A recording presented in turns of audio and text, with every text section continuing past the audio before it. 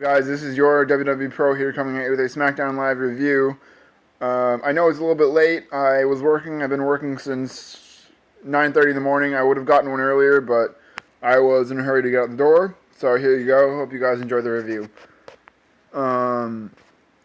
So far, I'm very impressed with what WWE is doing with SmackDown Live and the direction they're taking it. How it's very simplistic in its storyline, and there's nothing convoluted about it. There's no overly complex storylines that are too hard to get involved with. There's no Halloween bullcrap that they did on Monday Night Raw for the Halloween episode, which was just ridiculous. I mean, you had Byron Saxton who's looking like a freaking idiot in a baby costume, and you had Enzo and Cass throwing pumpkins at each other and throwing pies and whatnot. I mean, come on, this is just ridiculous. This is Monday Night Raw. This is not some sort of child's game.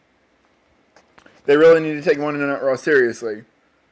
As seriously as they take SmackDown. I feel like Triple H is there with Shane McMahon and Daniel Bryan behind the scenes just orchestrating things as an executive. Because, I mean, if you look at NXT and if you look at SmackDown, they're basically the same thing in terms of quality show. So, I really think that's whatever's going on in NXT in terms of quality show is being carried over and reciprocated to SmackDown. I really don't get that with Monday Night Raw. I feel like it's absent from Monday Night Raw. There's no good storylines. I mean, now that the cruiserweights are leaving Raw, what good is there about Monday Night Raw? There is nothing good about it now. Because it was just announced that cruiserweights are leaving Raw. They're getting their own show after SmackDown on the WWE Network on the 29th of November.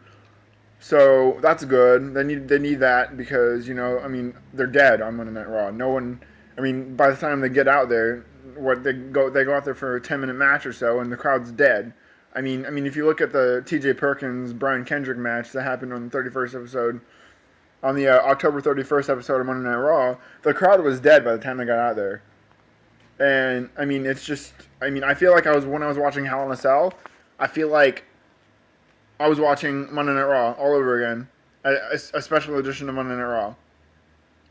And then you had Goldberg, who came out in the first half hour of the show, and that whole entire segment was devoted to him. And after that, after Goldberg, I just turned the TV off. I was like, why am I even bother? I was thinking to myself, why am I even gonna bother watching this when there's nothing good about it? I mean, yeah, they really should have kept Goldberg towards the end. So that way they could get people to watch the whole entire thing and then watch Goldberg, because most people I know just stuck around for Goldberg and then they just shut the TV off. But yeah, since I'm doing these videos, I might as well just watch the whole episode and just let you guys know what's going on with SmackDown and Raw. So far, so good with SmackDown. James Ellsworth, he's doing good on the mic. Dean Ambrose, they're all doing good together. AJ Styles. That this feud's shaping up to be pretty good. I honestly don't know how I feel about them giving Baron Corbin a big push, because he still hasn't proven himself to be a good wrestler yet. I mean, that whole thing with Apollo Crews and Jack Swagger, that was not even a legitimate feud. Like, those guys are jobbers. So when you can put him in the ring with a legitimate guy, let's just say like Dolph Ziggler or AJ Styles or Dean Ambrose, or I mean, even American Alpha. I mean, those guys are legit good. So if you can put him in the ring with those guys, maybe in like a tag team setting, just to see how he does in terms of tag team, just to see his in-ring skills. Test his in-ring skills first before you go and give him a big push and put him on the 5-on-5 Survivor Series tag team thing. I mean, the guy hasn't even had any screen time in the past few weeks. I don't know why WWE is giving him a big push. And then you have the freaking headbangers coming out on SmackDown like a glorified squash match. I mean, that was the only really thing that I could nitpick about SmackDown, is that you got the Usos and the headbangers and the squash match. Like, who the hell wants to see this? Like I certainly didn't want to see that. The headbangers might as well have "Get Off My TV" written on their shirts. Kudos to JD for that. But yeah, I mean, I don't want to see them. Same thing with Kane. I don't want to see Kane. Kane is "Get Off My TV." WWE is giving these guys way too much screen time. We don't want to see the Kane gimmick. We don't want to see the Spirit Squad gimmick. We don't want to see the other gimmick that shall not be named.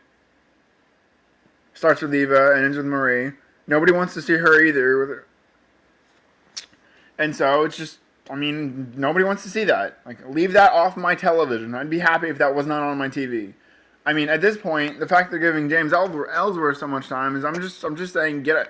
Honestly, I think James Ellsworth should be on a Get Off My TV shirt because he's overstayed his welcome. And yes, his mic skills are good, and yes, he's there for comic relief, but he does not need to be on my TV anymore. We need to push serious feuds, like with Dean Ambrose and AJ Styles and Dolph Ziggler and The Miz.